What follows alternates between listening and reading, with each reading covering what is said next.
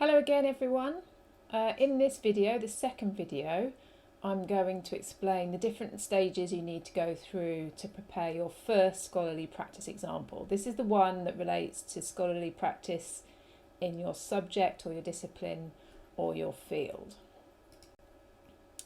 So if you recall from video 1, scholarly practice has these 4 stages. So you move from doing an activity where you learn something new, so it could be reading, a bit of internet research, industry magazines, all those activities we do to stay up to date.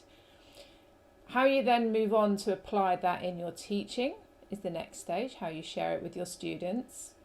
Then to reflecting on how it benefited your students. And then finally, how you shared that whole development with your colleagues. That really closes the loop in the circle. Now, to keep things simple, the survey is structured to guide you through every stage of that cycle. And here on the slide, you can see we've added the approximate word counts that you should be aiming for each stage.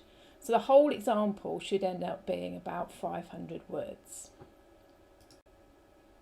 So let's start at the top with question 1. What did you learn and how? So if you look at the example on the slide, we've taken this from a real example from Screen and Media last year. Now, if you like, press pause and consider the information which is conveyed in this response. And to help you do that, I've highlighted in pink the description of what's been learned and in purple the description of how. So when it comes to preparing your own example, please be reassured that new learnings can be significant even if they're not huge topics. So you're not writing an essay here, so try to capture the essence of what you've learned in quite a really concise and engaging way. Moving on to question 2. This one asks you how you applied your new knowledge to your teaching practice. And again, there are 2 short examples on this slide to give you ideas for how you could approach this. Try to say more than simply, I added it to my reading list. And you see in these examples, the people have talked about how they've engaged with students and shared some links which might be relevant or helpful. Question 3 is about assessing the impact on students. Now, you're going to notice that the word limit for this one is more generous. And this is to allow for more in-depth reflection on 3 important aspects of the student experience: student learning, student engagement and student satisfaction. They're different things and you might think about them in different ways. Now on this slide you can see that there are different ways of thinking about evidence in these 3 areas. Some of you, programme leads and coordinators perhaps, will have access to quite a wide range of data, mostly quantitative data, things like student records, survey results, Canvas statistics. But not everyone has access to that data. Qualitative data is just as, and sometimes even more important here.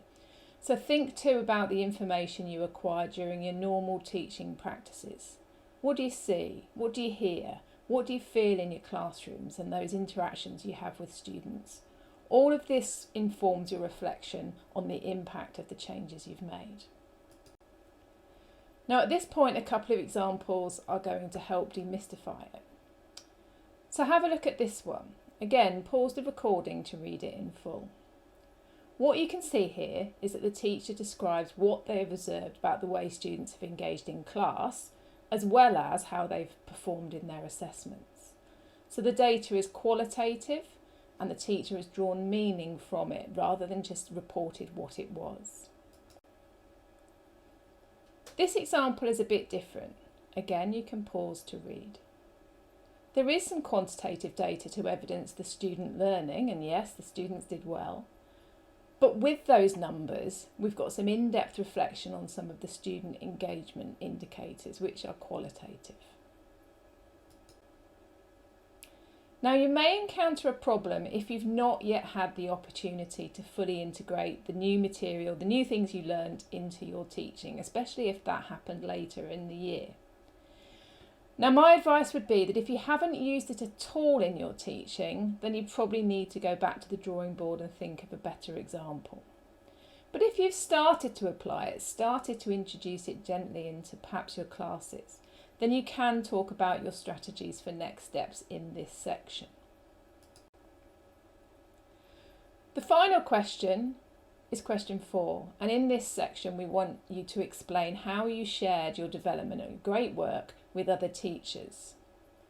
And there are 2 examples on this slide which are quite common approaches at Collards. So the first one relates to sharing in a team meeting. We all have team meetings at different points in the trimesters. Note that there is a good reflection here on the impact of that sharing. It's not just a report that you shared it at the meeting. The second example relates to a broader college-wide sharing opportunity. Now, not everyone has these or has taken advantage of those, and that's okay. But if you would like to share your story more widely, if you think you've got a great story to tell, here's a really good place to flag that. Remember, I will be analysing the data and looking for those opportunities for 2024 PD development. So remember that when you're filling in your survey. And so that's it. Once you've answered all of those questions, your example will be complete and you can move on to the next one.